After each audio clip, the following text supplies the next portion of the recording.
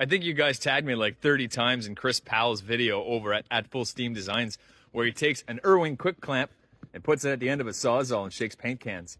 Well, you know what I'm gonna shake with it. Let's make some butter.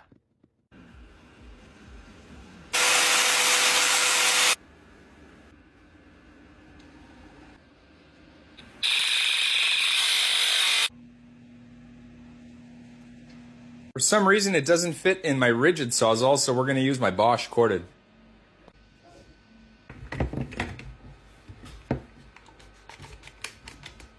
I think we better do this outside, just in case. Let's see how well this works. Oh yeah.